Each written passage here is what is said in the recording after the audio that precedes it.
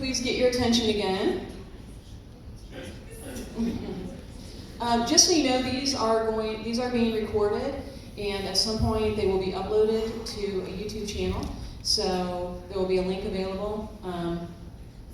So if anyone wants to see it outside of those of you who are here, I would like to introduce Riley Wilson, and he's going to introduce his topic and take it away. Again, it's my voice. Gosh, a lot of people. I think the last time I was in front of this many people, the 7th grade talent show, I had to sing cheerleader in front of like 1,000 students. God, it was terrible. Anyways.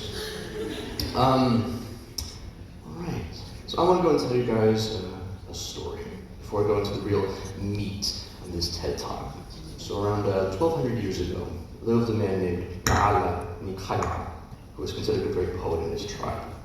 Archaeologists currently have around 200 confirmed pieces of poetry from him, most of which he recorded on a series of stone tablets, which his language meant old stories. By far the longest complete piece we have on record is a 10,000-line epic called The Path of the White Tiger, which is the tale of this great and strong tribesman as he goes out into the country, slaying beasts, going to strange lands, all the things you find in a typical epic poem. But what makes this poem so special is that this is the longest surviving record we currently have of the Nohama Nahili language, which is currently extinct. I'm going to go and read you the first few lines off of this poem. It's only 2, just to give you a bit of a taste for how it sounds, and I'll go and provide the translation, and then we'll go from there.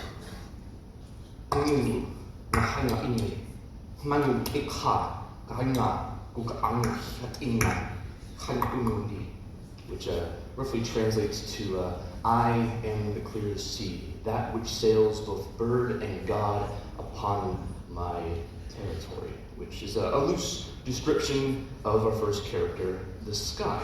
And of course the poem goes on from there to introduce many more characters.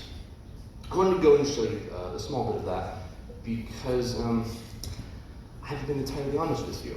The mystical poet Na'ala, who I said lived 1,000 years ago, never existed. And he didn't create that poem that I just read to you. I did. And something more special is that he didn't, the language that is in that poem isn't found in some tribe far away in some remote part of sub-Saharan Africa, because that's also my creation.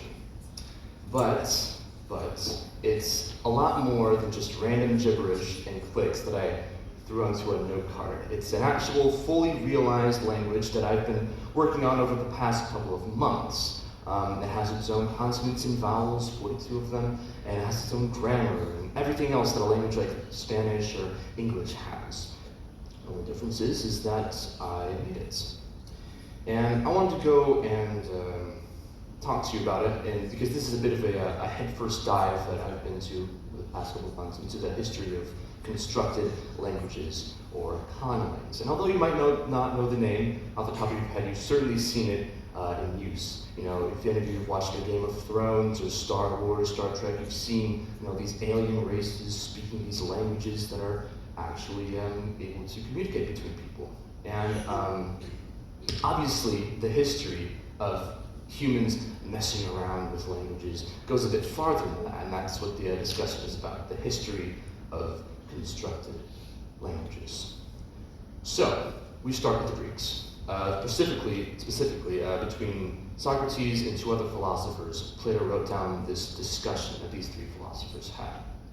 And the topic was about whether names are conventional or natural, meaning that whether language is a collection of arbitrary names or whether words have an intrinsic relation to the things that they signify.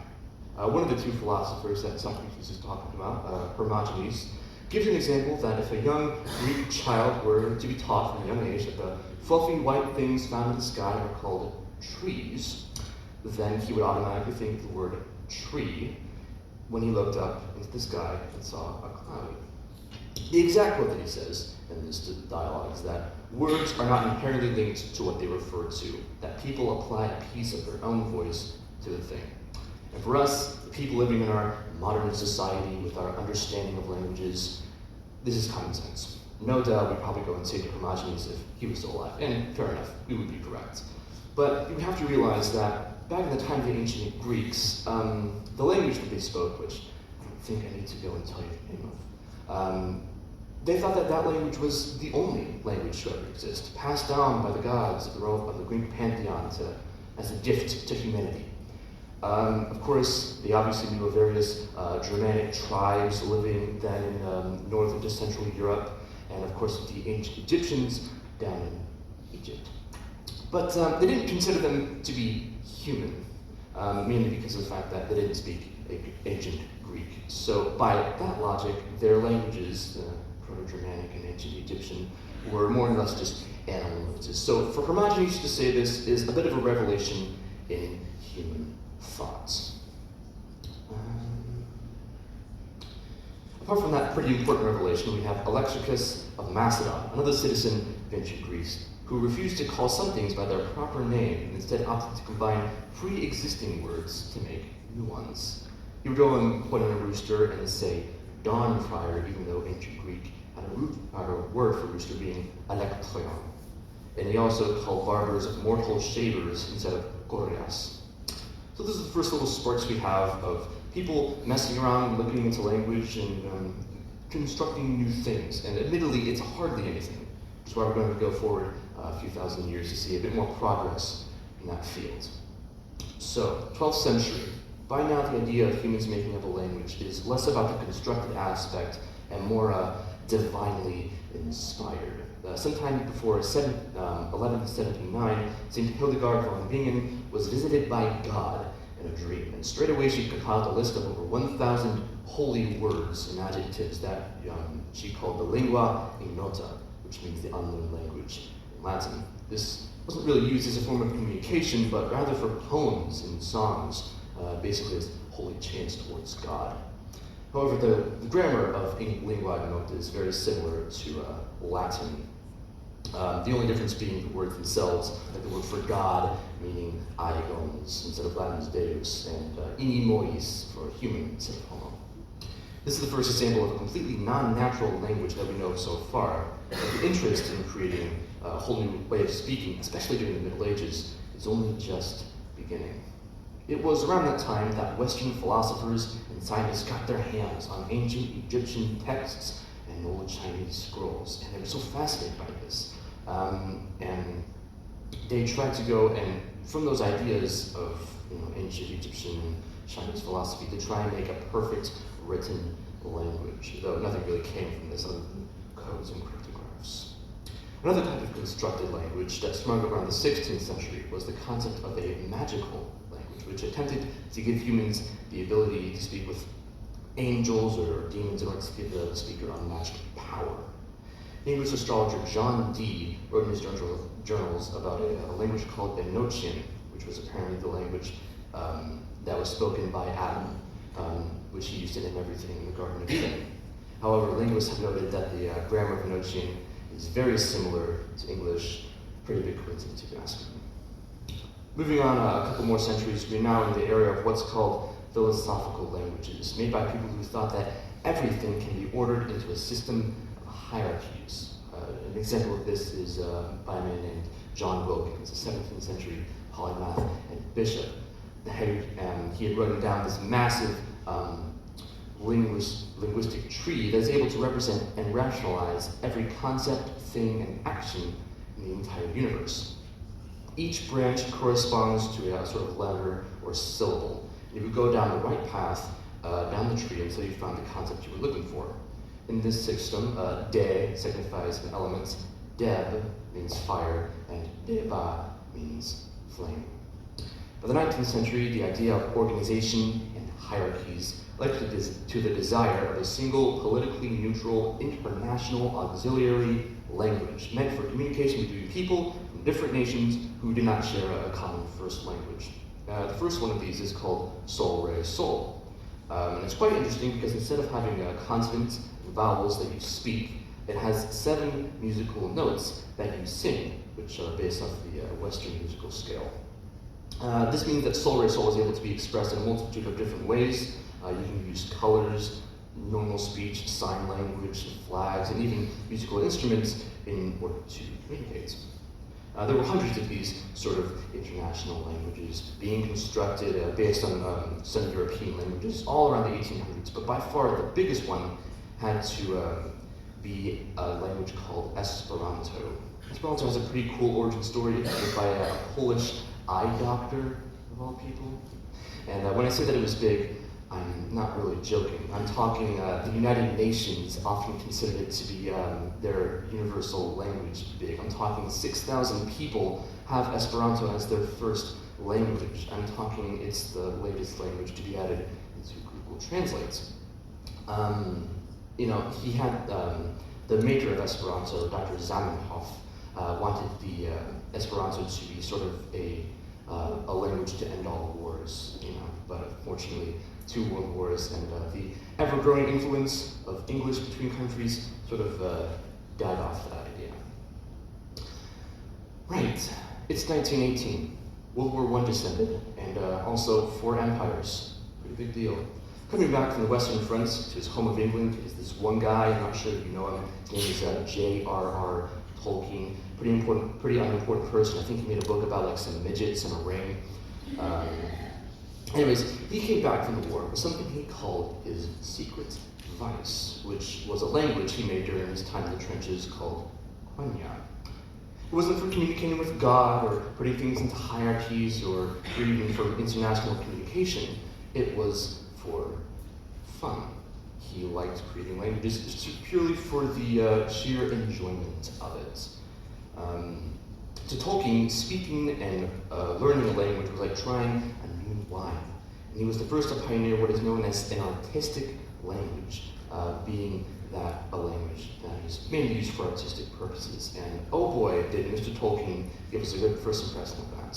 So it wasn't just Quenya that he created. He actually made an entire tree of languages, 13 in total, which started with one language and evolved and split into those 13 into different dialects and languages, which is pretty impressive, So, the thing that's really funny about him making these languages is that by this time, around 1939, Lord of the Rings is not a thing. He didn't write it yet. He just made it for fun. In fact, he made the entirety of Middle-earth, of the world of Lord of the Rings, just to give a reason to make these languages into existence. So by the time the Lord of the Rings does publish and get a bit big, he basically sent this shockwave all around the world of people creating languages purely for their science fiction novels or fantasy novels. Star Trek comes along with its Klingon language in 1984, made by Mark Okrand, who also made the native language featured in Disney's Atlantis, The Lost Empire in 2001. When the internet comes along and sprinkles its magic on everything, the conlangers of constructed language creators, conlangers, come from all around the world and make their own little website devoted to language construction. In 2011, David J. Peterson's version of Dothraki won the contest that was set out by the writers of Game of Thrones, so now his version of Dothraki is able to be in the TV show. Tolkien pretty much changed everything. And thanks to him, we're able to experience all of our fantastical media in a way that wasn't possible before. And now, in 2020, there is me. How have you fallen so far? Where I'm just basically on this stage with you people, and I basically very poorly pronounced my own language. And you're probably recoiling back at the mere thought of it, kind of cringe. But I think in a way that that is what makes creating a language so fun, is that these absolute geniuses throughout history have the same hobby as me. And I think that's something really special, that anyone can sort of do this given the amount of time and dedication. Thank you.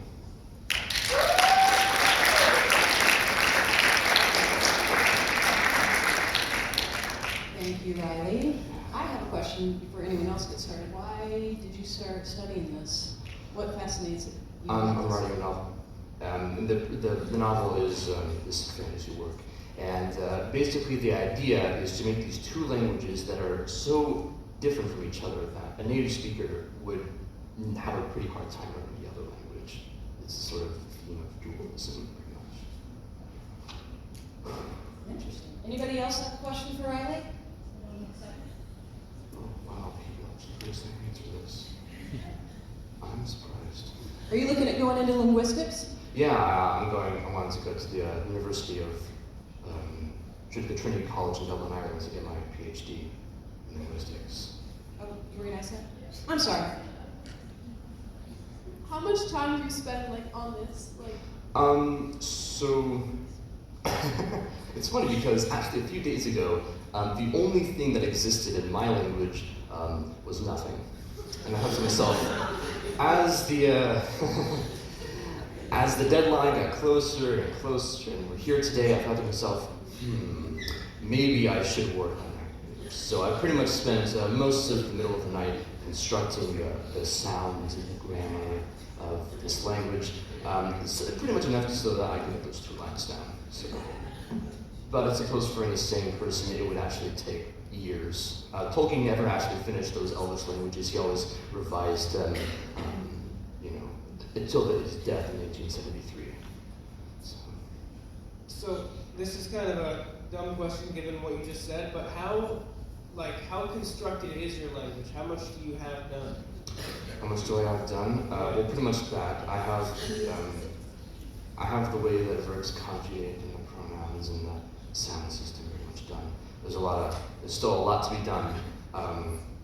But yeah, one of the main influences of the language is a sub-Saharan African language called Sandawegi. And it's obviously has a lot of clicks, and its grammar system is very strange. And I instantly became infatuated with it. So. Sing the alphabet in your language. There's 42. So are you sure you want me to do that? All right. Well, I'm not going to be able to sing it. So, but I'll give you the names. I'll give you the names of the. Hold on, we've got one more question. We're going to be running out of time here. So before we get to that. So when did you start writing your novel, and what is it called? I started writing my novel 8th grade. 8th grade. I have 2 pages. Is that counting the title page? Yes. Yes, it's called The Land Under the Hill, which is the name of the book, obviously. So, All right, do you want to go through your concepts? yeah, I'll Make it quick. I'll only do the clicks because there's 42. There's 16 clicks. The first 4 are the bilabial clicks, which you use to make you use your 2 lips to make the sound. So there's ena, and there's mujer, which is, if you notice, it's a bit softer. And then there's mujer, and then mahala. So those are the bilabial ones. Next are the dental ones. And what you use to pronounce those is that you take your tongue, put it behind your teeth. Man, gosh, it's like a crickets. Anyways, so there's the hard non-nasally click ah, which is a pretty simple ah, and there's the soft non-nasally click ure, and then there's the nasally hard click ma.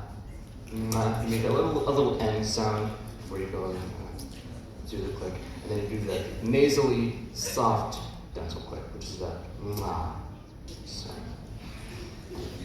it's truly fascinating how much I right now. Anyways, so next thing is the alveolar clicks, which is an alveolar consonant is your nas, your das, your tas, and your las. It's sort of like this little bump right behind your H, and it sounds like. And obviously soft, hard, nasal hard, nasal soft. La, la, ah, ah. The next one is a little bit harder to pronounce. It's called the lateral click. And what you do is you go and take a tongue, and you go and do it like on your side teeth. It's a bit hard, I know, but you'll get there someday. Never. Once again, hard, soft, nasal hard, nasal soft. So, yeah, those are all the quotes. All right, thank you very much, Riley.